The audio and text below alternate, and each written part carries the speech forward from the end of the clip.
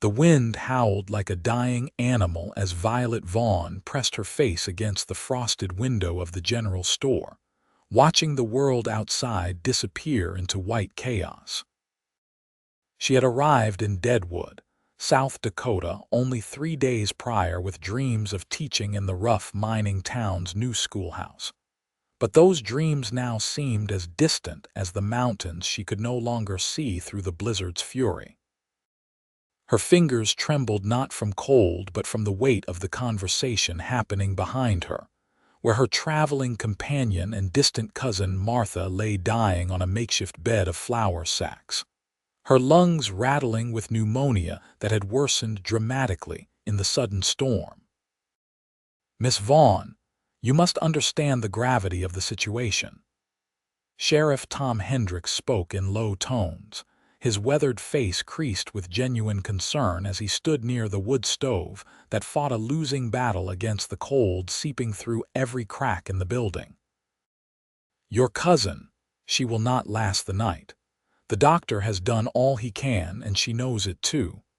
Without a legal guardian or husband, you will have no claim to stay in Deadwood. The mining company owns the schoolhouse and the teachers' quarters, and they would not allow an unmarried woman of 22 years to live there alone. They have made that abundantly clear in their charter." Violet turned from the window, her hazel eyes flashing with indignation despite the fear that squeezed her heart. "Then I shall find other accommodations. I have some money saved, and I am perfectly capable of caring for myself. I have traveled from Boston, crossed half the country, and I will not be deterred by outdated notions of propriety." The sheriff exchanged glances with the storekeeper, an elderly man named Eugene who had been kind enough to take them in when the storm hit. Martha's weak voice called out from her corner, barely audible above the wind's assault on the building. "Violet, come here, child." Violet rushed to her cousin's side, kneeling beside the makeshift bed. Martha had been her mother's cousin, a woman of 45 who had agreed to chaperone Violet west when no one else in the family would support such a scandalous venture. Now her face was gray, her lips tinged blue despite the blankets piled upon her. "You must listen to reason," Martha whispered, each word an effort. "I will not leave this world knowing I left you vulnerable in this wild place. The sheriff speaks truth. A woman alone here, especially one as educated and refined as you, would be prey to every scoundrel and fortune-seeker within 100 miles. You must marry, and quickly." "Marry? Marry whom?" Violet's voice cracked with desperation and disbelief. "I know no one in this town. I have been here but 3 days." Eugene cleared his throat from where he stood near the counter. "There is a man. A good man, though rough around the edges as most are here. His name is Wesley York, and he owns a ranch about 8 miles north of town. He came in just before the storm hit, seeking supplies. He is trapped here same as the rest of us until this blizzard passes." "You cannot be serious." Violet stood, her dark hair falling loose from its pins as she shook her head vehemently. "You expect me to marry a complete stranger? A man whose face I have not even seen?" "I have known Wesley for 3 years," the sheriff interjected, stepping closer. "He is honest and hardworking, lost his parents to influenza 2 winters back and has been running their ranch alone ever since. He is young, maybe 26 or 27, strong, and he does not drink or gamble like so many of the miners. If you must marry for practicality's sake, you could do far worse." Martha's hand grasped Violet's skirt weakly. "Please, child, for my peace. Let me see you settled before I go to join your dear mother in heaven. I promised her I would see you safe." Tears burned Violet's eyes as she looked down at the woman who had shown her such unexpected kindness. Martha had not had to accompany her west. She had volunteered, despite her own poor health, because she believed in Violet's dream of bringing education to the frontier. Now that same woman was dying in a drafty general store during a blizzard that showed no signs of stopping, and her final wish was to see Violet protected in the only way this harsh land understood. "Where is this Wesley York now?" Violet asked, her voice hollow. "In the back room, taking inventory of what supplies we have in case we are snowed in for days," Eugene replied. "I can fetch him if you are willing to at least meet him." Violet nodded slowly, feeling as though she were moving through water, everything distorted and strange. This was not how her life was supposed to unfold. She was supposed to arrive in Deadwood, begin teaching, and slowly build a life of independence and purpose. Instead, she was about to meet a stranger who might become her husband within the hour. Eugene disappeared through a door behind the counter, and Violet heard low voices murmuring. She used the moment to compose herself, smoothing her traveling dress of dark blue wool and attempting to pin her hair back into some semblance of order. Her hands shook so badly she had to give up after the third attempt. When the door opened again, a man ducked through the frame, and Violet found herself face to face with Wesley York. He was tall, perhaps 6 feet, with broad shoulders that spoke of hard physical labor. His hair was dark brown, almost black, and fell just past his collar in waves that clearly had not seen a barber in some time. His face was angular and weathered by sun and wind, with a strong jaw shadowed by several days' growth of beard. But it was his eyes that caught Violet's attention, a startling shade of blue-gray that reminded her of the sky before a storm. Those eyes studied her with equal intensity, taking in her appearance with an expression she could not quite read. "Miss Vaughn," he said, his voice deep and measured. He held his hat in his hands, turning it slowly. "Eugene tells me you are in need of a husband." The bluntness of the statement made Violet's cheeks flush hot. "That is a rather crude way of stating the situation, Mr. York." Something that might have been amusement flickered in his eyes. "I find that frontier life does not leave much room for delicate phrasing. Your cousin is dying, you are alone, and the mining company will not allow you to teach or live in their housing without a husband. Those are the facts as I understand them. Am I mistaken?" "You are not mistaken," Violet admitted, lifting her chin. "However, I want you to understand that this is not a situation of my choosing. I came west to teach, not to marry. I do not know you and you do not know me.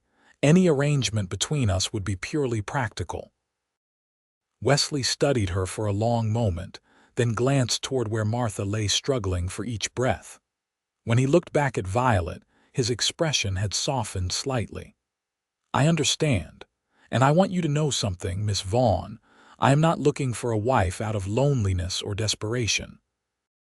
My ranch keeps me busy enough, and I have managed alone for 2 years since my parents passed. But I also understand being trapped by circumstances beyond our control.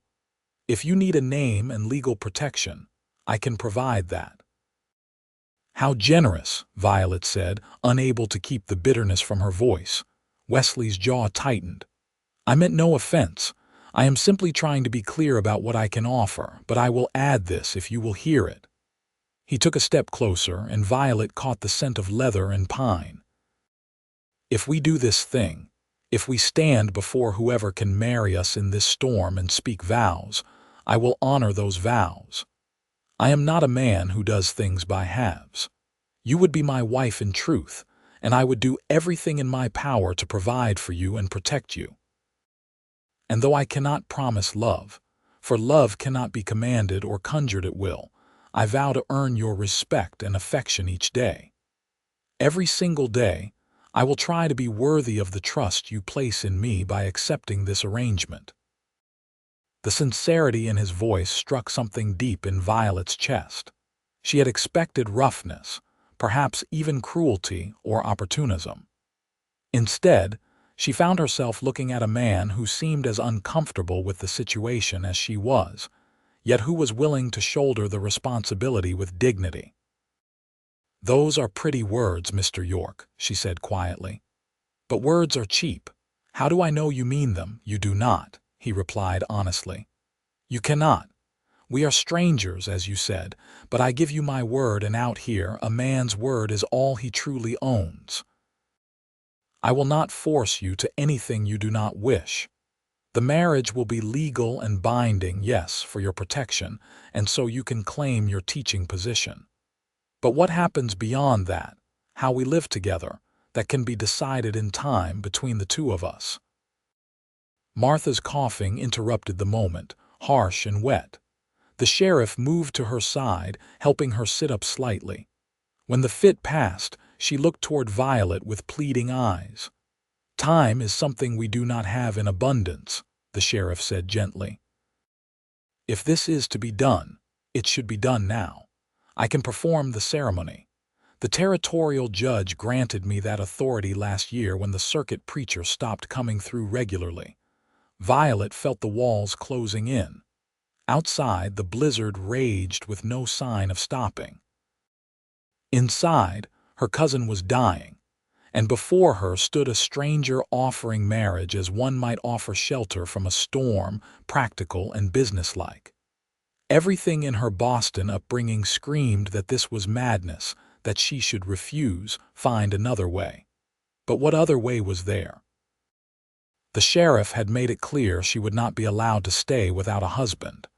The mining company's rules were absolute. She could return east, tail between her legs, admitting defeat before she had even begun, or she could take this leap into the unknown. She thought of the children in Deadwood who needed a teacher. She thought of her dream, the reason she had left everything familiar behind. She thought of her mother, who had died believing that women could and should make their own way in the world, unbound by society's narrow expectations. What would her mother say if she were here now? "Very well," Violet heard herself say, as if from a great distance. "I will marry you, Wesley York, but I want it understood that I intend to teach. I did not come all this way to become simply a housewife on an isolated ranch." Wesley nodded once, sharp and decisive. "Understood. When the storm clears and spring comes, you can take up your teaching position.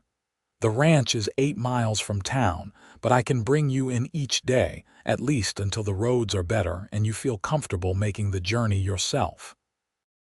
8 miles, Violet blinked. "Each way, that is 16 miles a day. I have a good horse and a wagon. It will not be a hardship, especially once winter breaks and we move into spring. We will make it work, Miss Vaughn, I give you my word." There it was again, that promise given so freely. Violet wanted to believe him, but belief was a luxury she could not afford yet. The sheriff was already pulling out a worn Bible from his coat pocket. Eugene brought forward a lantern to provide better light. Martha was helped to a more upright position so she could witness the ceremony. And Violet found herself standing beside Wesley York, close enough now to see the small scar above his left eyebrow, the calluses on his hands, the way his jaw clenched as if he too was fighting some internal battle. "You have a ring?" the sheriff asked Wesley. Wesley shook his head. "I did not exactly plan for this when I rode into town for flour and nails. Here." Eugene moved to the counter and rummaged in a drawer, producing a simple gold band. "This was my wife's. She has been gone these 10 years. I think she would want it to serve a good purpose." Wesley took the ring with obvious reluctance, examining it in the lamplight. It was plain but well made, worn smooth with years of wear. He looked at Eugene. "I will pay you for this."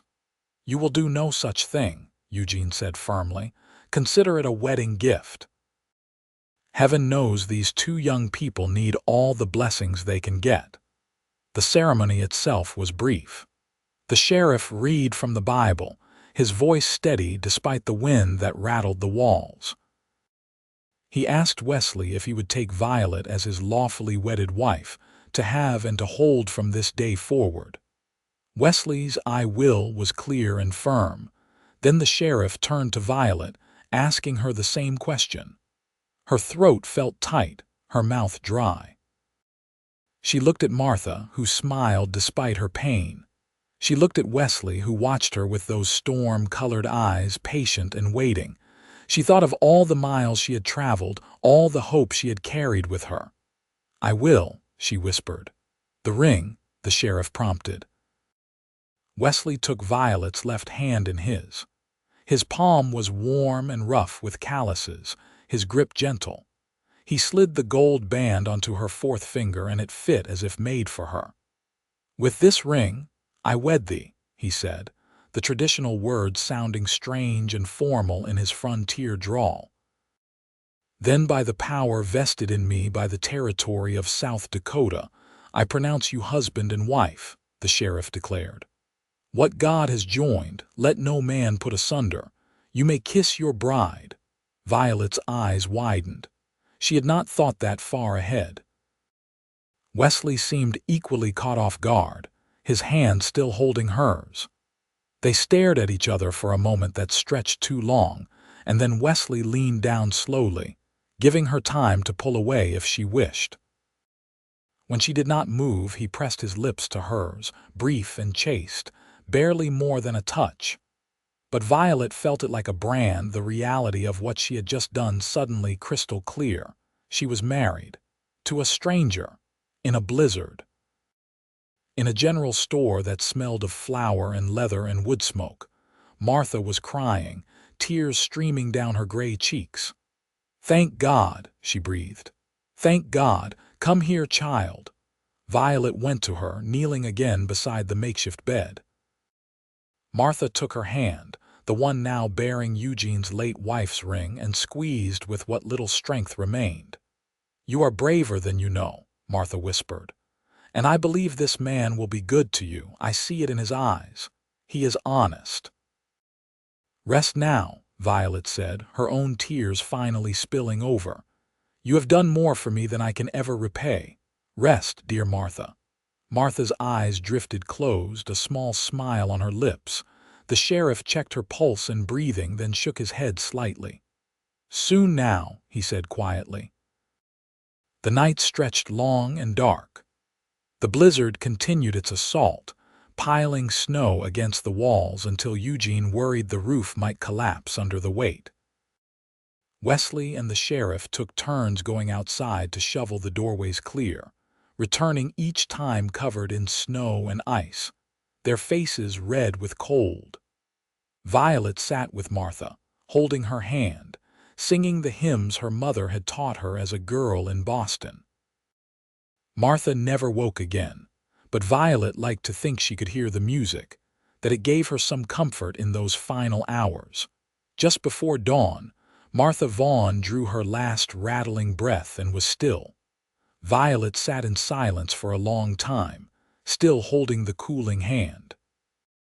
She had known this was coming, had known from the moment the doctor in town had examined Martha 3 days ago that there was no hope.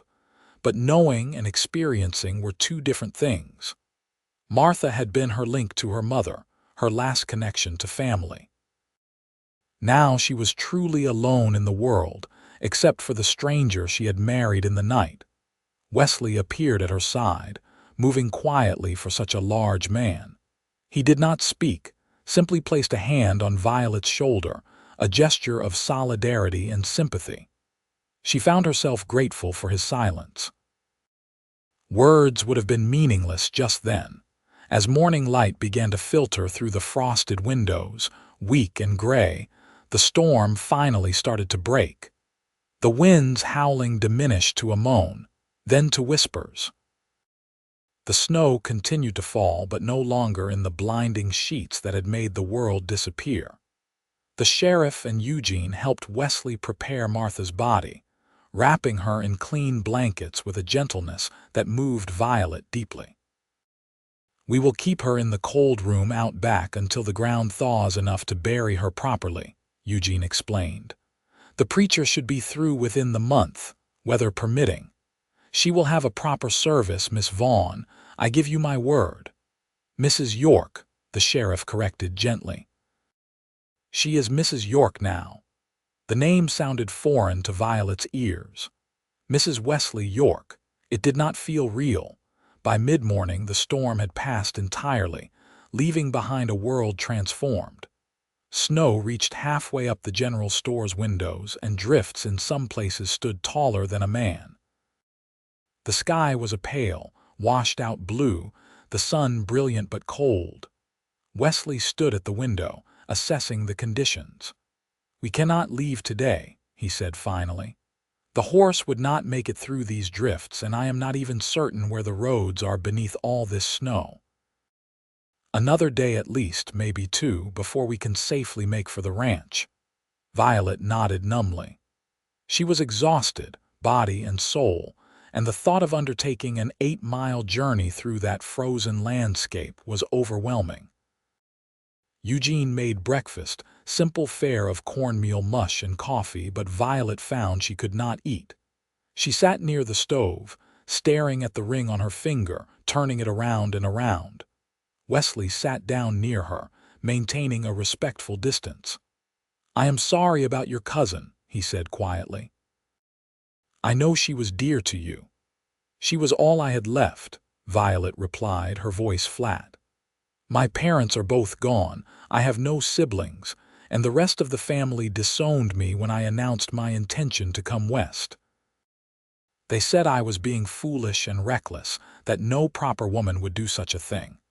Martha was the only one who understood, the only one who supported my dream." "Teaching is a noble dream," Wesley said. "The children here need it desperately. Most of them can barely read or write. Their parents are so focused on survival, on pulling gold and silver from the earth, that education falls by the wayside. You will make a difference, Violet. May I call you Violet?" It was the first time he had used her given name. She looked at him, really looked at him in the morning light. His face was drawn with tiredness, shadows under his eyes. He had been up all night too, helping with Martha, keeping watch, shoveling snow. He had not complained once. "Yes," she said. "Violet is fine, and I should call you Wesley." "Most folks call me Wes," he offered with a slight smile. "But Wesley is fine too, if you prefer." They sat in silence for a while, the crackle of the fire the only sound. Then Wesley spoke again, hesitant. "I know this is not what you wanted. I know you married me out of necessity, not choice. But I meant what I said last night. I will do my best by you, Violet. The ranch is not much, but it is sturdy and warm. You will have your own room if you wish. I will not presume anything. We can take time to know each other, to figure out how this will work between us." Violet felt a swell of gratitude mixed with sorrow. "You are being very kind about a situation that must be as unwelcome to you as it is to me." Wesley was quiet for a moment, then shook his head slowly. "I would not say unwelcome. Unexpected, certainly. But I have been alone for 2 years now, and I would be lying if I said it had not been lonely. My parents had a good marriage, full of love and partnership. I always thought I might have the same someday, though I never seemed to find the time to court anyone properly. The ranch takes all my energy and attention. So in a strange way, perhaps this arrangement saves us both from prolonged loneliness. You needed a husband for practical reasons, and I find myself with a wife. Maybe in time, we can make it into something real. Or maybe we will be strangers sharing a roof for the rest of our lives," Violet said, unable to keep the bitterness from her voice. "Maybe," Wesley agreed, "but I prefer to hope for better. Hope costs nothing after all." His optimism was both irritating and oddly comforting. Violet found herself wanting to believe him, wanting to trust that this desperate marriage could become something bearable, perhaps even good. But trust was hard won, and she had none to spare yet. They remained at the general store for 2 more days while the snow settled and the sheriff organized teams of men to dig out the main roads. Violet helped Eugene where she could, grateful for tasks that kept her hands and mind busy. She reorganized his shelves, took inventory of supplies, and even helped cook meals for the handful of other people who had been trapped in town by the storm and took shelter in the store. Wesley made himself useful as well, chopping wood, repairing a section of roof that had been damaged by the weight of snow, and helping to dig out paths to the other buildings. Violet watched him work through the window, noting the easy strength in his movements, the way other men deferred to his judgment on structural matters. He was respected here, she realized. That said something about his character.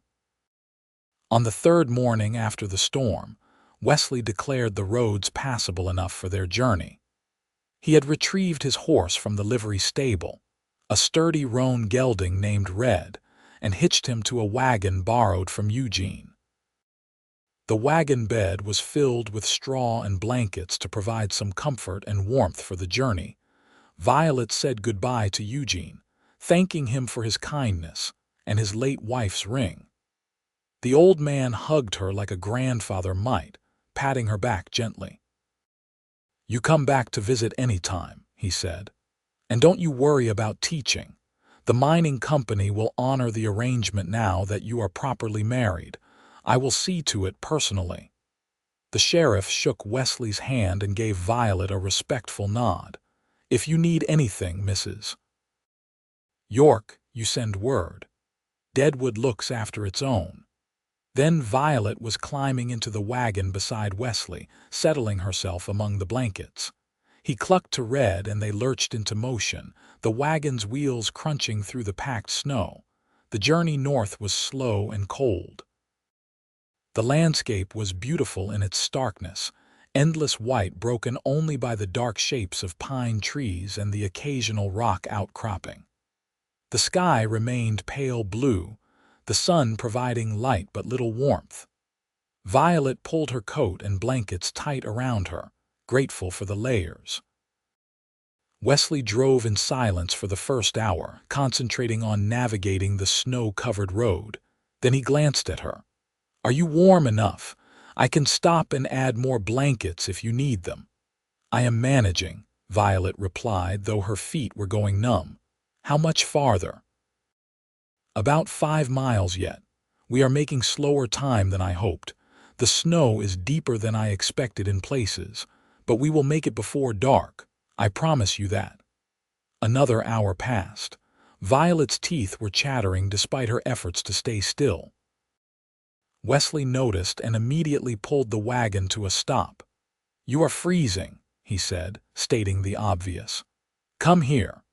Before Violet could protest, he had wrapped an arm around her shoulders and pulled her close against his side. The warmth of his body was immediate and shocking. She stiffened instinctively. "I am not trying anything improper," Wesley said quickly. "But you will catch your death if you freeze out here, and that would make this whole marriage rather pointless. Just let me share some warmth. It is a long way yet to the ranch." Gradually, Violet allowed herself to relax against him. He was solid and warm, and after a few minutes, the shivering began to ease. Wesley drove one-handed, keeping his other arm around her. It was strange and intimate, this forced closeness with a man she barely knew, yet also oddly natural.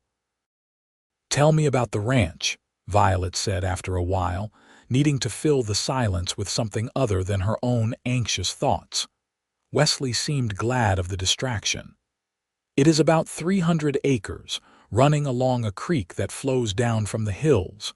Good grazing land. We have about 60 head of cattle right now, though I am hoping to increase that come spring. There are also chickens, a milk cow, and a few horses besides Red here. The house is small, just 4 rooms, but it is well built. My father was a carpenter before he turned to ranching. He knew how to make things solid and true." "You miss them," Violet observed. "Your parents." "Every day," Wesley admitted. "They were good people, fair and hardworking. They came out here with nothing but determination and built something real. When they died, I promised myself I would not let their work go to waste. That is why I have been so focused on keeping the ranch going, even when it would have been easier to sell and move on. What happened to them, if you do not mind my asking? Influenza swept through the area 2 winters back. Hit hard and fast. They were both gone within a week of each other. I barely had time to dig their graves before I got sick too, but I was younger and stronger. I recovered. His voice was matter of fact, but Violet heard the grief underneath. I buried them on a hill overlooking the creek. It is a peaceful spot. They would have liked it. I am sorry, Violet said quietly. It is hard to lose parents. I lost my father to a heart ailment when I was 16 and my mother to consumption 3 years ago. That is when I started thinking about leaving Boston. There was nothing holding me there anymore, and I wanted to do something meaningful with my life. Teaching seemed the perfect answer. You are very brave, Wesley said. Coming all this way alone or nearly alone. Most women would not dare it. I do not feel brave, Violet confessed. I feel terrified most of the time. Everything here is so different from what I knew. The space, the wildness of it all, the constant sense of danger lurking just out of sight. In Boston, there were rules and structures. Here, it feels like anything could happen. That is both the curse and the blessing of the frontier, Wesley said. Yes, there is danger, but there is also freedom. The freedom to make your own choices, build your own life, be who you want to be rather than who society tells you to be. You wanted that freedom enough to travel halfway across the country for it. That is brave, whether you feel it or not. His words warmed Violet almost as much as his physical presence. She found herself relaxing further against him, her head coming to rest against his shoulder almost without conscious thought. She was so tired, exhausted by grief and fear and the strain of the past few days. The rhythm of the wagon and the warmth of Wesley's body lulled her toward sleep. Rest if you want, Wesley murmured. I will wake you when we arrive. Violet meant to protest, but her eyes were already closing. Within moments, she drifted into a light doze, vaguely aware of the wagon's movement, the creak of wheels, and the steady presence of the man beside her. She woke to Wesley's gentle voice saying her name. Violet, we are here. She sat up, disoriented, and looked around. The sun was low on the horizon, painting the snow-covered landscape in shades of gold and pink. Before them stood a house, small but solid as Wesley had promised, built of logs chinked with clay. Smoke rose from a stone chimney and lamplight glowed in the windows. It is beautiful, Violet said, surprised by how much she meant it. Wesley looked pleased. I rode out yesterday before the storm hit and made sure everything was secure and warm. My neighbor, Tom Brennan, has been checking on the place while I was in town. He must have come by today and stoked the fire. Good man, Tom. You will meet him and his wife Sarah soon. They live about 2 miles west. He helped Violet down from the wagon, his hands firm on her waist. Her legs were stiff from the cold and the long ride, and she stumbled slightly. Wesley caught her easily, steadying her. Thank you, she murmured, suddenly shy now that they were alone, truly alone at his ranch that was now her home too. Wesley seemed to sense her nervousness. Let me show you inside, get you warm. Then I will tend to Red and the other animals. They will be hungry and anxious after being unattended for days. The interior of the house was indeed warm, the fire in the main room's hearth burning brightly. The space was simple but clean, furnished with handmade furniture that showed skilled craftsmanship. There was a large main room with the hearth, a kitchen area with a wood stove, and 2 doors leading to what must be bedrooms. That room is mine, Wesley said, pointing to the door on the left. The one on the right can be yours. It was my parents' room. It has a good bed and a window facing east, so you will get morning light. There is a washroom out back with a pump, though the water will be cold until I can heat some for you. I know it is not what you are accustomed to, but it is home." "It is more than I expected," Violet said honestly. The house felt solid and safe, a refuge from the cold world outside. "Thank you, Wesley," he nodded, looking awkward. "I will go see to the animals now. Make yourself comfortable. There is food in the cold box out back and the pantry should be stocked. Help yourself to whatever you need." Then he was gone, leaving Violet alone in the quiet house. She stood in the center of the main room, slowly turning in a circle, taking it all in. This was her life now. This house, this ranch, this marriage to a stranger. The enormity of it threatened to overwhelm her, but she pushed the feeling down. She had survived everything else. She would survive this too. She explored the house slowly, opening doors and cabinets. The room Wesley had designated as hers was indeed pleasant, with a large bed covered in a faded quilt, a wooden dresser, and a small table by the window. Her traveling trunk had already been brought in and sat at the foot of the bed. Wesley must have retrieved it from town before they left. In the kitchen, she found flour, cornmeal, dried beans, and salt pork. Not much variety, but enough to make a simple meal. She set about doing just that, finding comfort in the familiar tasks. By the time Wesley returned, stamping snow from his boots, she had coffee brewing and beans simmering on the stove. "Something smells good," he said, surprised. "You did not have to cook. You must be exhausted." "I needed to do something with my hands," Violet replied.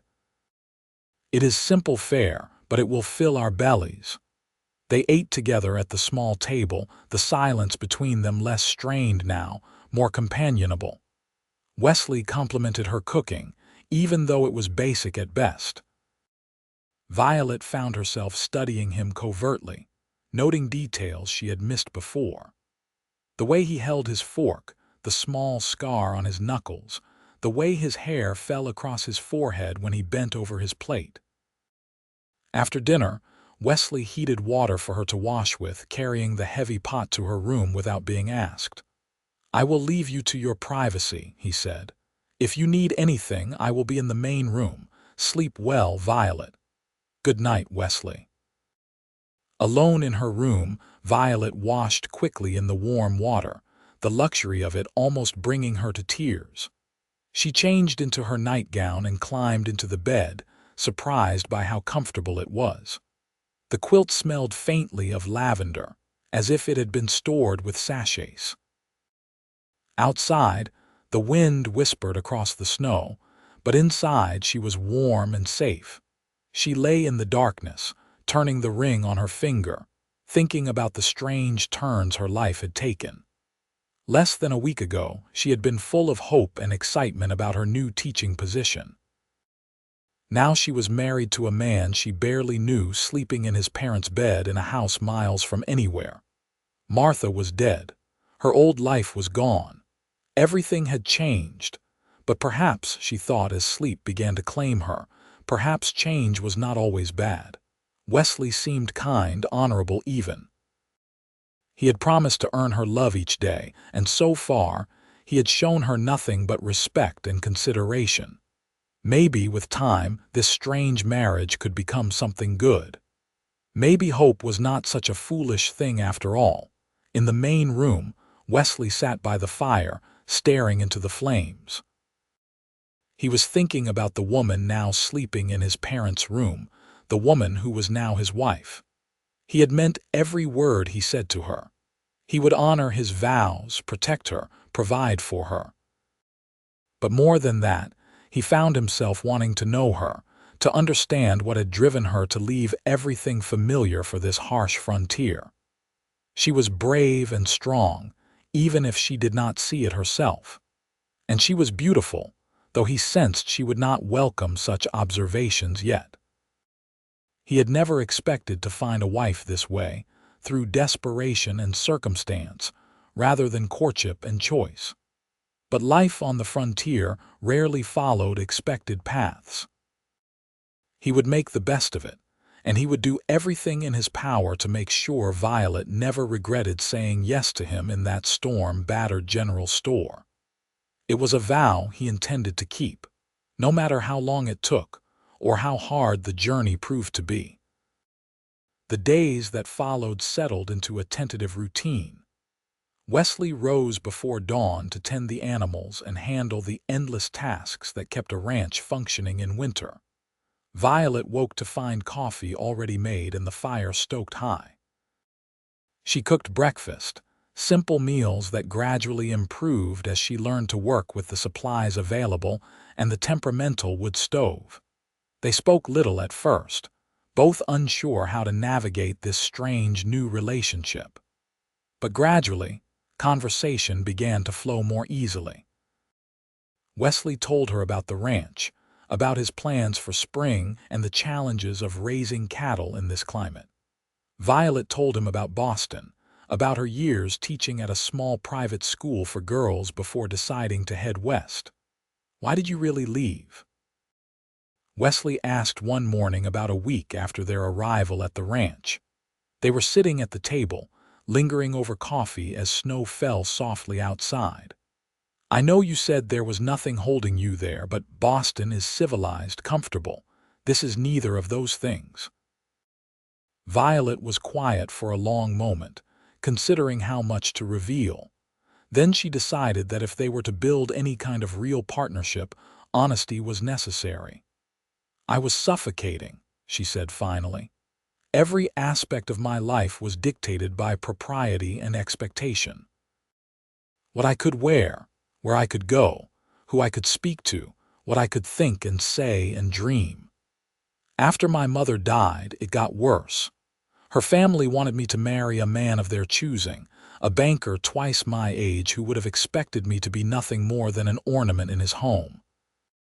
I refused, and they cut me off entirely. I was teaching at the private school, but the pay was barely enough to survive on, and I knew I would never be able to advance or do more meaningful work. So when I saw the advertisement for a teacher in Deadwood, I decided to take the chance. It was terrifying, but it was also exhilarating. For the first time in my life, I was making my own choice about my own future." "And then you ended up married to a stranger anyway," Wesley said quietly. "That must feel like the universe mocking your attempt at independence." Violet smiled sadly. "A bit, yes. But you have been kind, Wesley. You have given me space and respect. That is more than many women have in marriages they chose themselves." "I want you to be happy here," Wesley said, his blue-gray eyes intense.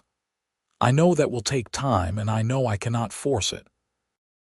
But I meant what I said that night in the general store. I will work every day to earn your trust and affection, starting with this."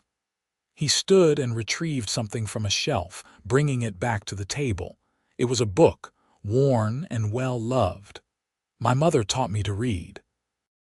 She believed education was essential, and she made sure I could not just read but love reading.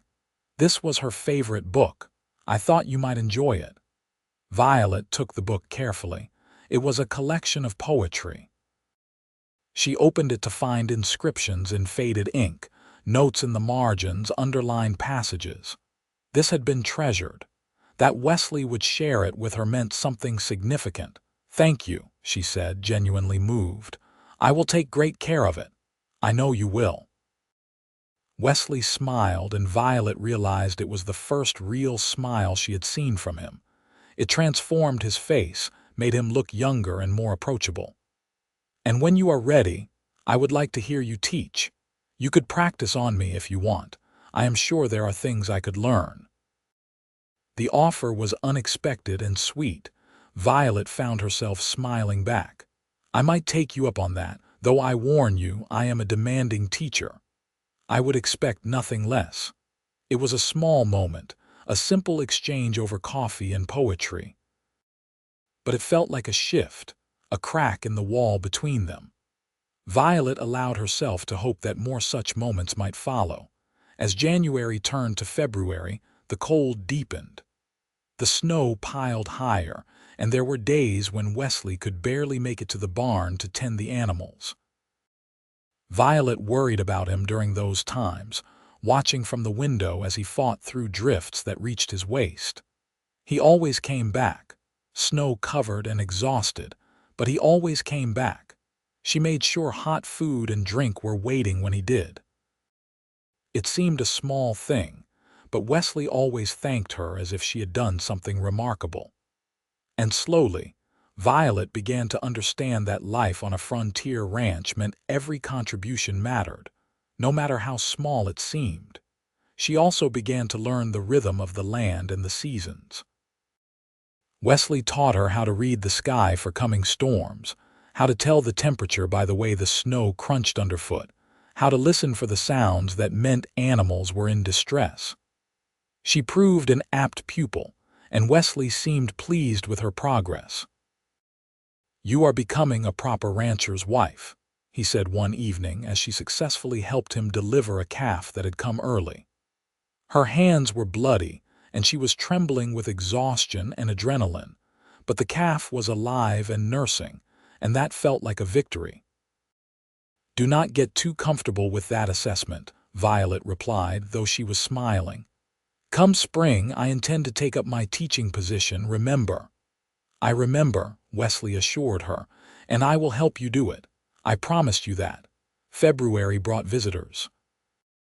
Tom and Sarah Brennan, the neighbors Wesley had mentioned, rode over on a clear day. Sarah was a plump woman in her 40s with a kind face and sharp eyes that assessed Violet thoroughly. Tom was lean and weathered, quiet but friendly. "So you are the new Mrs. York," Sarah said, settling herself at the table with the coffee Violet served. "Wesley told us about the marriage when we saw him in town before the storm. Quick work, that." Violet felt her cheeks heat. "It was a necessity, not a romance, Mrs. Brennan. I am sure you have heard the circumstances." "Call me Sarah, dear."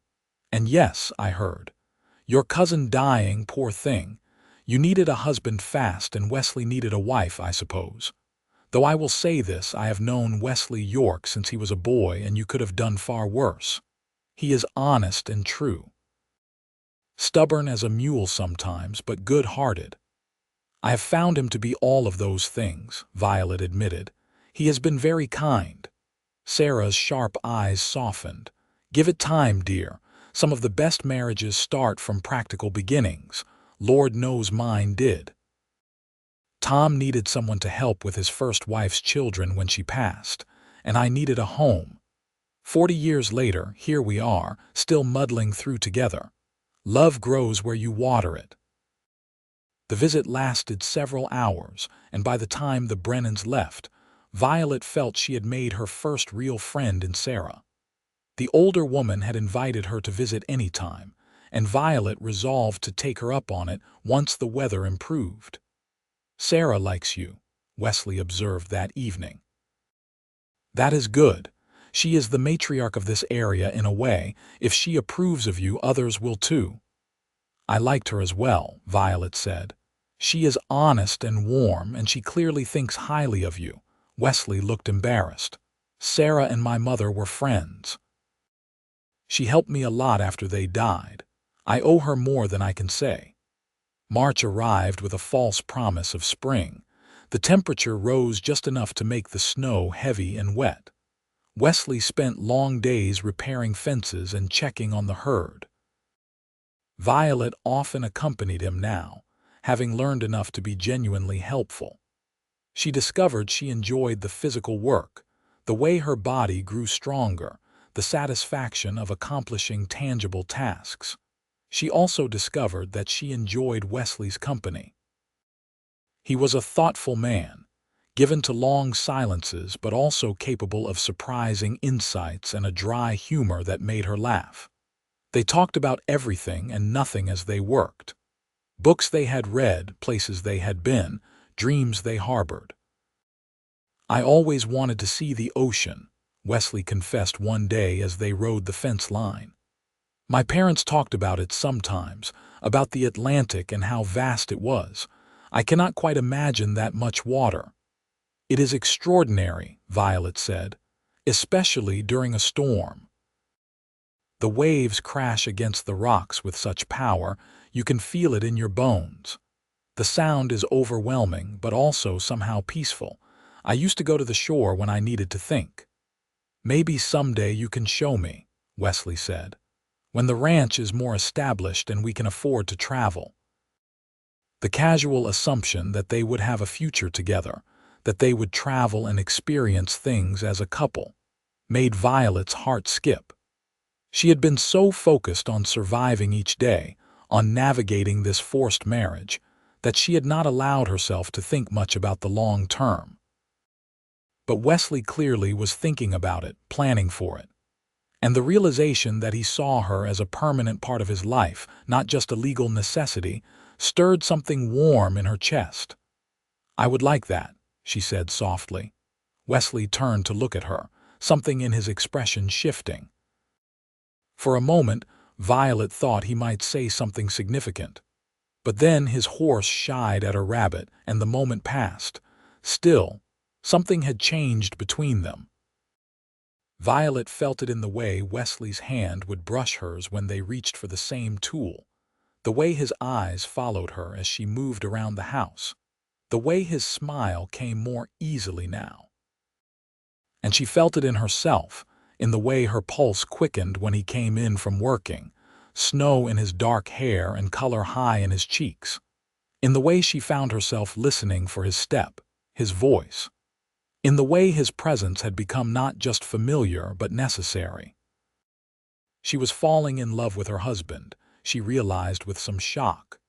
This man she had married out of desperation and circumstance had somehow, without her quite noticing, become dear to her. The thought was both thrilling and terrifying. Did Wesley feel the same? She was not certain. He was affectionate in small ways, considerate always, but he had maintained the respectful distance he had promised from the beginning. He had never pushed for more than she was ready to give, never pressed his advantage as her husband. His bedroom remained his, hers remained hers. They shared meals and work and conversation, but not a bed. Part of Violet appreciated his restraint. But increasingly, another part of her wondered what it would be like to close that final distance between them, to truly become his wife in every sense.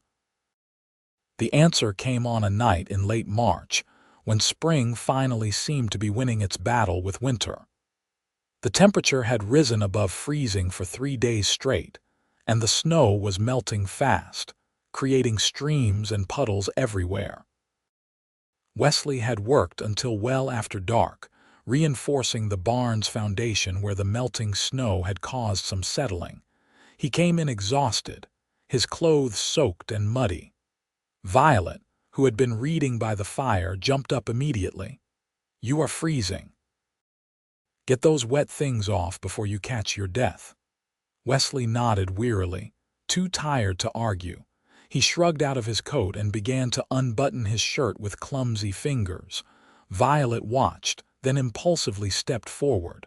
"Let me help." She took over the buttons, her fingers quick and efficient. Wesley stood still, watching her face as she concentrated on her task. When the shirt was open, she pushed it off his shoulders, and for the first time, she saw him bare-chested. He was lean but muscular, his skin pale except where the sun had tanned his neck and forearms. There was a long scar across his ribs, and Violet touched it without thinking. "Where did you get this?" "Fell on a broken fence post when I was 16, Wesley said, his voice rougher than usual. "Stupid accident. My mother said I was lucky it did not go deeper." Violet traced the scar, fascinated by the texture of his skin, the warmth of him. When she looked up, she found Wesley watching her with an intensity that made her breath catch. The air between them seemed to thicken, charged with possibility.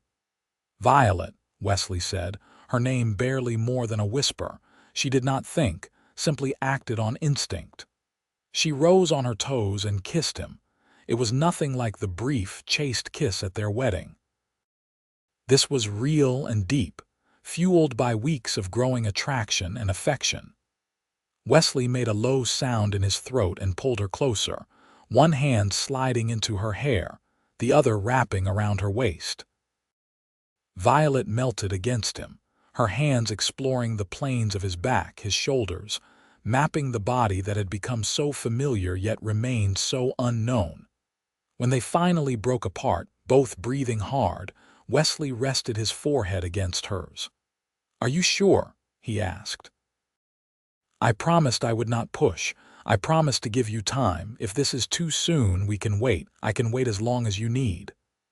"I am sure," Violet said, and she was. "I want this. I want you, Wesley." His smile was brilliant, transforming his face with joy. "I have wanted you since the day we met," he confessed. "You were so fierce and brave, standing there in that general store, facing down an impossible situation with your chin up and fire in your eyes. I thought you were the most beautiful thing I had ever seen." "You thought I was beautiful with my hair falling down and my cousin dying and terror written all over my face?" Violet asked, disbelieving but pleased. "I thought you were magnificent," Wesley corrected. He kissed her again, slow and deep. "And I still do. Every day you amaze me. Your strength, your intelligence, your kindness. I know I promised to earn your love, but I think I might have lost my heart to you first." "Wesley York, are you telling me you love me?" Violet asked, her heart pounding. "I am," he said simply. "I love you, Violet. I think I have for weeks now, but I was afraid to say it, afraid you would think I was rushing you or trying to force your feelings." Tears pricked Violet's eyes. "You foolish man. I love you too. I have been falling in love with you a little more each day, and I did not even realize it until recently. You have been everything you promised and more. You have been patient and kind and strong. You have given me space to grieve and adjust, but you have also shown me what a true partnership can be. I am not sorry I married you, Wesley, not anymore. I am grateful." Wesley kissed her again, and this time it was less gentle, more urgent. Violet responded in kind, her body coming alive under his touch. He swept her into his arms and carried her to his bedroom, kicking the door shut behind them. That night, they became husband and wife in truth, joining their bodies as they had already joined their lives. It was sweet and awkward and passionate all at once, neither of them very experienced but both eager to learn. And when it was over, they lay tangled together in Wesley's bed, both satisfied and happy. "I am not letting you go back to your own room," Wesley murmured against her hair. "This is where you belong now, here with me." "I was hoping you would say that," Violet replied, snuggling closer. "I think I would have been rather offended if you tried to send me away after that." Wesley laughed, the sound rumbling through his chest. "No chance of that. I intend to keep you right here as often as possible." They fell asleep wrapped around each other, content in a way neither had been in a very long time. April arrived with a riot of wildflowers and the sound of the creek swelling with snowmelt. The land transformed from white to green almost overnight, and the ranch burst into activity. Calves were born, fences needed major repairs, and the cattle had to be moved to higher pastures. Wesley worked from dawn until well after dusk, and Violet worked beside him. She had fully embraced her role as a rancher's wife, though she had not forgotten her intention to teach. As the days lengthened and the roads improved, she began to make plans. Wesley, true to his word, supported her fully. "The schoolhouse should be ready by May," he said one evening as they reviewed the calendar together. "Eugene sent word that the mining company has approved your appointment. Classes can start once the building is finished." "That's soon." Violet felt a flutter of excitement mixed with nervousness. "I had better start preparing lessons and gathering supplies." "Make a list of what you need," Wesley said. "We will ride into town next week and get everything ordered. Money is tight, but education is important. We will make it work. The trip to Deadwood was Violet's first time back since her wedding day. The town looked different in spring, vibrant and busy with miners and merchants and families going about their business. She visited the general store where Eugene greeted her with a warm hug and congratulated her on her marriage. "You look happy, Mrs. York," he observed. "Marriage agrees with you." "It does," Violet admitted, glancing to where Wesley was examining harnesses. "I am very fortunate." She also visited Martha's grave. The sheriff had been true to his word.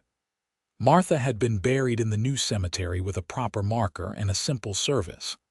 Violet stood there for a long time, telling Martha silently about her life, her marriage, her growing love for Wesley. She thought Martha would have been pleased to know it had all worked out.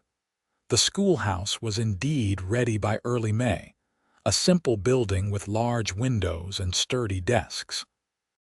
Violet spent a week preparing it, arranging supplies, planning lessons, making the space welcoming for the children who would soon fill it. Wesley helped her, building shelves and repairing windows, his pride in her work evident. On the first day of school, 17 children ranging from age 5 to 14 crowded into the room, their faces eager and curious. Violet stood before them, her heart full of purpose and joy. This was what she had come west for. This was her dream realized. She proved to be an excellent teacher, patient but firm, creative in her methods, able to manage the wide age range with skill. The children adored her, and their parents were grateful. Education had been sorely lacking in Deadwood, and Violet's arrival filled a crucial need. Wesley kept his promise about transportation. Every morning he drove her to town, and every afternoon he picked her up. It was a long day for both of them, but neither complained. On Saturdays, Violet stayed home to help with ranch work, and Sundays they rested together, often riding out to explore the land or simply sitting on the porch watching the sun set over the hills. Their life fell into a comfortable rhythm. Work and love, partnership and passion. They talked about everything, argued occasionally about minor things, but always came back to the foundation of respect and affection they had built. The bedroom they now shared was a place of intimacy and connection, where they expressed their love in ways words could not capture. Summer arrived hot and dry. The creek dwindled to a trickle, and water became precious. Wesley worried constantly about the herd, about having enough grass and water to sustain them through the season. Violet helped where she could, and together they managed to keep the ranch running. In late July, Violet began to suspect she might be pregnant. Her monthly courses had not come, and she felt queasy in the mornings. She said nothing to Wesley at first, wanting to be certain. But when another month passed with no sign of her cycle, she could no longer deny it. She told him one evening as they sat on the porch watching the stars emerge. "Wesley, I need to tell you something." He turned to her, his expression curious but not concerned. "What is it?" "I think I am going to have a baby." For a moment, Wesley simply stared at her. Then his face split into the widest smile she had ever seen. "Truly? You are certain as I can be without a doctor's confirmation. But yes, I am quite sure." Wesley let out a whoop of joy and scooped her up, spinning her around until she laughed and begged him to stop. When he set her down, his eyes were shining. "A baby, we are going to have a baby. Violet, this is the most wonderful news." "You are happy then?" Violet asked, though his reaction had made the answer obvious. "Happy, I am overjoyed, terrified but overjoyed, a child, our child."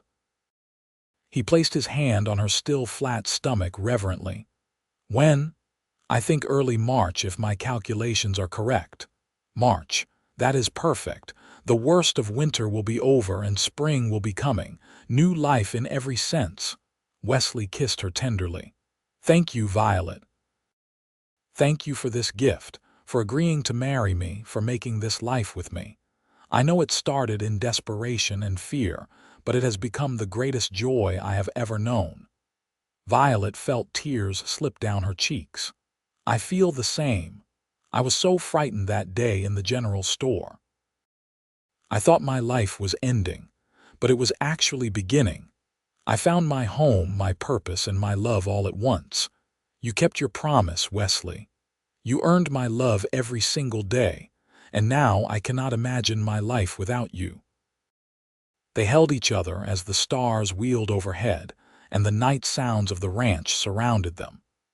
The journey from forced marriage in a blizzard to this moment of profound connection and joy had been unexpected and sometimes difficult, but it had been worth every moment of uncertainty and fear. School continued through the summer and into the fall. As Violet's pregnancy advanced, she found herself tiring more easily, but she refused to give up her teaching position. The children needed her, and she needed them. Wesley worried, hovering protectively, but Violet assured him she was fine. "Women have been having babies since the beginning of time," she reminded him. "I am healthy and strong. I will teach until I cannot anymore, and then I will take a few months off and return when I am able." Sarah Brennan became an invaluable resource, advising Violet on what to expect and what preparations to make. She had raised 5 children of her own and helped deliver countless others. "You will do fine," she assured Violet. "You are strong, and Wesley will be useless during the actual birth, but he will be wonderful with the baby afterward. Men always are, once there is something concrete they can do." Winter arrived early that year, snow falling in October and not stopping. Violet reluctantly gave up teaching in December, her belly too large and the journey too difficult. The mining company understood, and the school would reopen in the spring with a temporary teacher in the meantime. Violet threw herself into preparing for the baby, sewing tiny clothes, arranging the small room off the main bedroom that would serve as a nursery. Wesley built a cradle, his hands careful and precise, determined to make something worthy of his child. "You think it will be a boy or a girl?" he asked one evening as he sanded the wood smooth. "I do not know," Violet admitted. "Does it matter to you?" "Not at all," Wesley said immediately.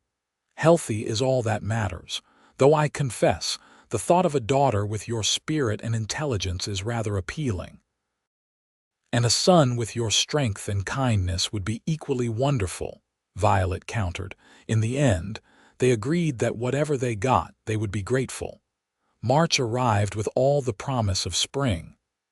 The snow began to melt, and Violet's time drew near. Sarah came to stay at the ranch in early March, prepared to act as midwife. Wesley was a bundle of nerves, jumping at every sound, convinced the baby would arrive at any moment. "First babies take their time," Sarah said, amused by his anxiety. "You may be waiting for weeks yet." But Sarah was wrong. On March 10th, just past dawn, Violet woke Wesley with a hand on his shoulder. "It is time," she said calmly, though her face was pale. Wesley leapt from bed, panic clear on his face. "Now, are you sure? Should I get Sarah? Should I heat water? What do you need?" "Sarah is already awake," Violet said, smiling despite the contraction that gripped her. "I heard her stirring a few minutes ago, and yes, heating water would be helpful, but Wesley, breathe. Everything will be fine." But as the hours passed and Violet's labor intensified, Wesley was not so sure. He paced the main room, listening to Violet's cries from the bedroom, feeling utterly helpless. Sarah emerged occasionally to give him updates, but they did little to calm his fears. "First babies take time," Sarah repeated. "She is doing well, strong and brave. It will not be much longer now." Afternoon turned to evening, and still the baby had not come. Wesley was beside himself, wanting desperately to be with Violet but knowing he would only be in the way. Finally, as the sun set, Sarah opened the bedroom door and smiled. "You have a son," she announced, "and he is healthy and loud. Come meet him." Wesley rushed into the room. Violet lay exhausted against the pillows, her hair damp with sweat, but she was smiling. In her arms was a tiny, red-faced infant wrapped in a blanket. Wesley approached slowly, awestruck. "A son," he breathed. "We have a son." "Would you like to hold him?" Violet asked. Wesley took the baby carefully, terrified of dropping the precious bundle. The infant's eyes were squeezed shut, his fists waving in the air. He was perfect, absolutely perfect. "What should we name him?" Wesley asked, unable to look away from his son's face. "I was thinking about your father," Violet said. "What was his name?" "James," Wesley said. "James York." "Then let us call him James," Violet said. "James York, named for his grandfather who would have loved him." Wesley bent to kiss Violet, careful not to jostle the baby. "Thank you," he whispered. "Thank you for him, for everything. I love you so much, Violet." "I love you too," Violet replied. "Now give me back my son. I am not done holding him yet." Wesley laughed and returned the baby to Violet's arms, then climbed onto the bed beside them, wrapping his arms around his wife and child. His family, his world. James proved to be a good baby, healthy and content. He nursed well and slept in reasonable stretches, allowing Violet to recover from the birth. Wesley was a devoted father, changing diapers without complaint, walking the floor with James when he fussed, singing to him in a surprisingly pleasant voice. "You are a natural," Violet observed one evening, watching Wesley rock their son to sleep. "I am terrified," Wesley confessed. "Every moment I am afraid I will do something wrong, that I will fail him somehow." "That fear means you will be a good father," Violet assured him. "You care too much to fail him." By May, Violet was ready to return to teaching. Sarah's oldest daughter, a girl of 16 named Lily, agreed to come stay at the ranch during the days to care for James while Violet was in town. It was hard for Violet to leave her son, but she knew the children in Deadwood needed her too. She had made a commitment and she would honor it. Life settled into a new rhythm. Violet taught, Wesley ranched, and James grew fat and happy under Lily's care. The days were long and busy, but they were good days, full of purpose and love. As summer turned to fall and James celebrated his first half-year of life, Violet found herself pregnant again. This time she recognized the signs immediately and told Wesley right away. "Another baby." Wesley said, delighted. "Already?" "Apparently so," Violet said, laughing at his expression. "Are you ready for two?" "I am ready for a dozen if they are ours," Wesley declared, kissing her soundly. Their second child, a daughter they named Caroline, arrived the following April. She had Violet's dark hair and Wesley's blue-gray eyes, and she was as fierce as her mother from the moment she drew breath. James, now a year old, was fascinated by his baby sister, insisting on helping with everything. The years that followed were full and rich. Violet continued to teach, though she took time off for each pregnancy and the months following. She and Wesley had 4 children in total: James, Caroline, then another son they named Daniel, and finally a daughter named Rose. The house, once quiet, was now filled with noise and laughter and the chaos of a growing family. The ranch prospered under Wesley's management. He expanded the herd, improved the land, and built a reputation as an honest dealer. Other ranchers sought his advice, and he became a respected figure in the community. Violet's school became known throughout the territory for its excellence. Students came from miles around, and Violet trained several young women to be teachers themselves, expanding education throughout the region. She was proud of what she had built, of the difference she was making, but more than the ranch or the school, it was their family that mattered most. Every evening, no matter how busy the day had been, they gathered for dinner, sharing stories and laughter. Wesley and Violet made it a priority to spend time with each child individually, to know their dreams and fears, to support their growth. As the children grew older, they took on responsibilities around the ranch and in town. James showed a talent for working with animals and seemed destined to take over the ranch someday. Caroline had her mother's passion for education and her father's determination, already talking about becoming a teacher.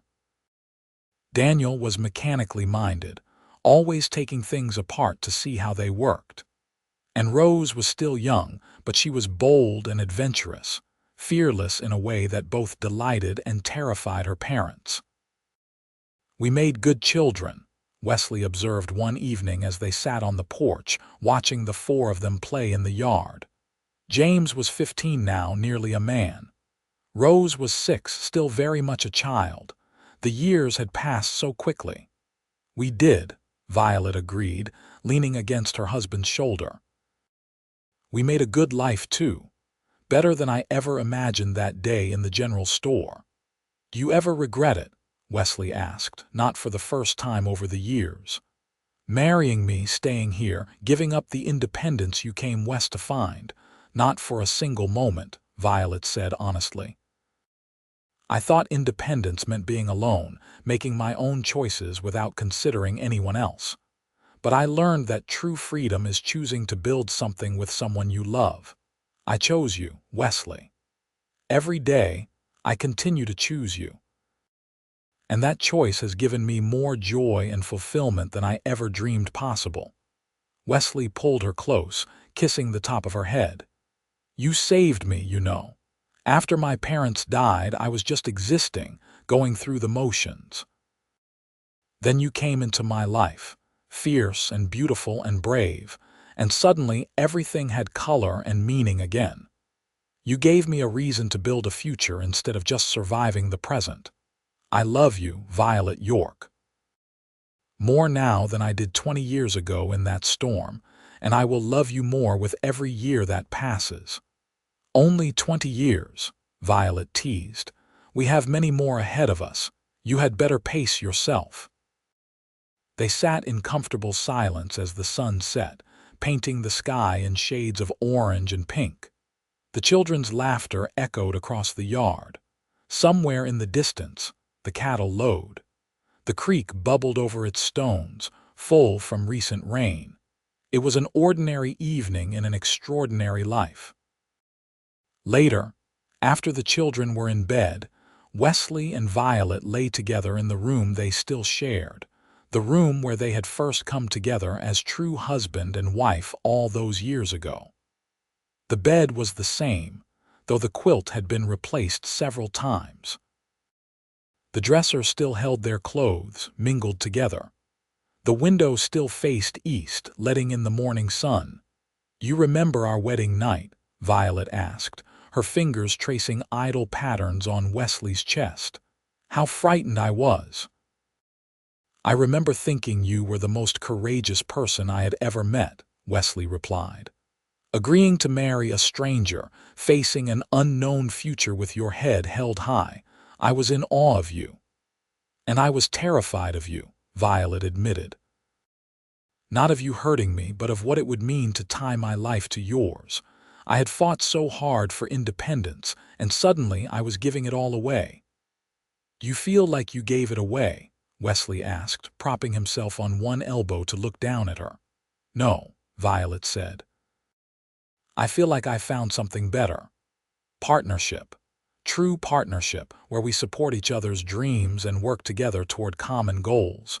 You never tried to stop me from teaching, even when it was difficult or inconvenient. You helped me achieve my dream. And I hope I have helped you achieve yours. You have given me everything I never knew I wanted," Wesley said. "A full house, a legacy, a reason to wake up excited for each day. You have been my partner in every sense of the word. We built this life together, Violet. Every fence post, every lesson taught, every child raised together." They made love then, slow and sweet, the passion of familiarity rather than novelty. 20 years of marriage had taught them exactly how to please each other, how to communicate without words. When it was over, they lay tangled together, content and at peace. "I am glad the blizzard trapped us in that store," Violet murmured as sleep began to claim her. "I am glad Martha made me see reason. I am glad you said yes to a desperate woman's proposal. I am glad for all of it." "So am I," Wesley replied. "Every single moment." The years continued to pass. The children grew and made their own paths. James did indeed take over the ranch, marrying a girl from town and starting a family of his own. Caroline went east to attend a teacher's college, then returned to open a school in a nearby mining camp. Daniel moved to Rapid City to work with the new railroad, his mechanical skills in high demand. Rose surprised everyone by becoming a doctor, one of the first women in the territory to achieve that goal. Violet and Wesley grew older together, their hair turning gray, their faces lining with time. But their love never diminished. If anything, it deepened, growing richer and more complex with each passing year. They celebrated their 25th wedding anniversary surrounded by children and grandchildren. James and his wife had given them 3 grandchildren already, with another on the way. Caroline was engaged to a fellow teacher. Daniel visited regularly, bringing tales of his work and his adventures. Rose was in medical school, determined and focused. 25 years, Wesley marveled as he and Violet danced at the party their children had thrown. "A quarter century since that blizzard changed our lives. Best blizzard I ever experienced," Violet said, laughing. "Even if I did not think so at the time."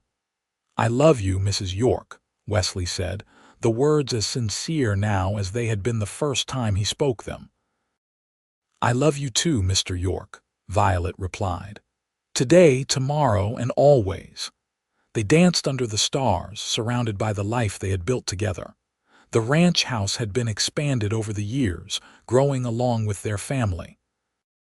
The schoolhouse in town had Violet's name on a plaque by the door, honoring her decades of service.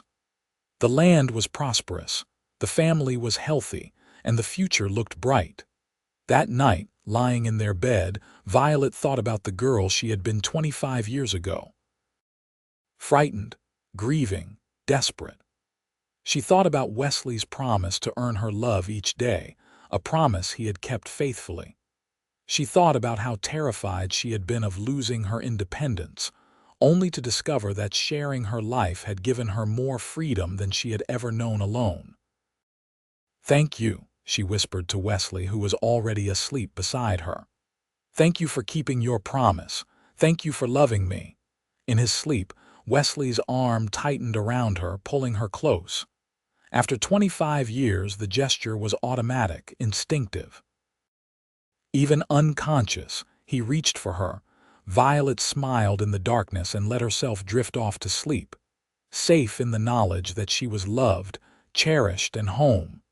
The years that followed brought their share of challenges. There were droughts that tested the ranch's resources, illnesses that frightened them, and the normal struggles of aging. But through it all, Wesley and Violet faced each obstacle together, their partnership as strong as ever. They celebrated their 50th wedding anniversary, surrounded by a family that had grown to include not just children and grandchildren, but great-grandchildren as well. The party was held at the ranch, which James now ran with his own sons. Violet was 72, Wesley 76. Both moved more slowly than they once had, but their minds were sharp and their love unwavering. 50 years, Caroline said in her toast. 50 years since a blizzard brought 2 strangers together and created the family that we all are part of. My parents have shown us what true partnership looks like, what commitment means, what love can accomplish. They built this ranch, brought education to this region, raised 4 children, and supported countless others. But more than any of that, they have shown us how to love well, how to choose each other every single day in good times and bad. That is their greatest legacy." Violet cried, moved by her daughter's words. Wesley held her hand, his grip still strong despite his age. They looked around at the gathered crowd, at the faces they had loved for so long, at the new faces just beginning their own journeys. This was what their forced marriage in a blizzard had created. This abundance of life and love. "I kept my promise," Wesley whispered to Violet as the party continued around them. "I earned your love each day." "You did more than that," Violet replied. "You gave me a life beyond my wildest dreams. You gave me love, partnership, purpose, and family. You gave me everything."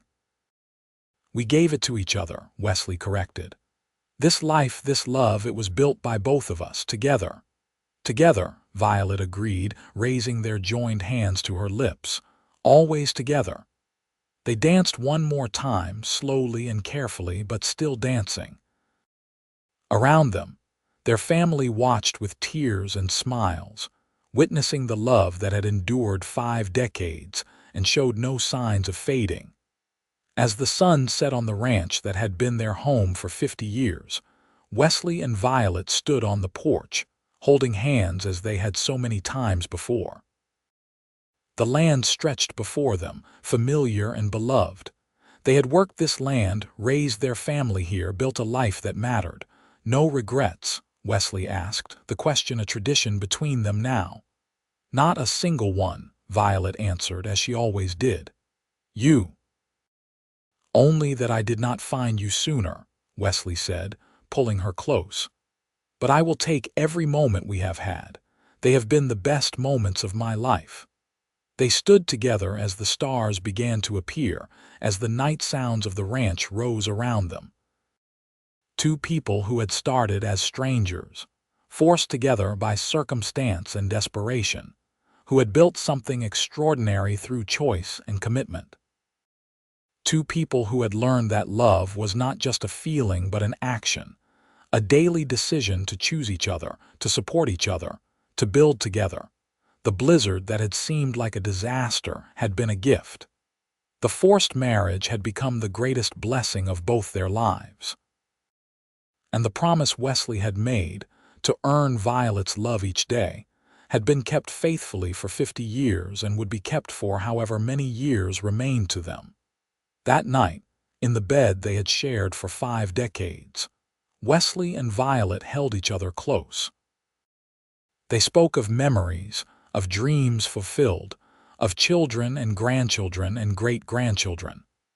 They spoke of the ranch and the school, of the life they had built. But mostly, they simply held each other, content in the knowledge that they were loved completely and absolutely.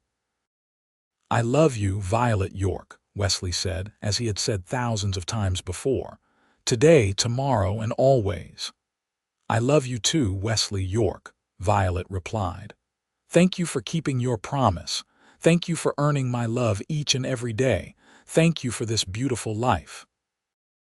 They fell asleep in each other's arms, 2 souls who had found their perfect match in the most unexpected way. The blizzard was long past, but its gift remained. A love that had weathered every storm, grown stronger through every challenge, and would endure as long as they both drew breath. And in the morning, when they woke, Wesley would make Violet coffee as he had every morning for 50 years. Violet would smile at him as she had every morning for 50 years. And together, they would face another day, choosing each other once more, keeping the promise that had started during a blizzard and had become the foundation of an extraordinary life. The end.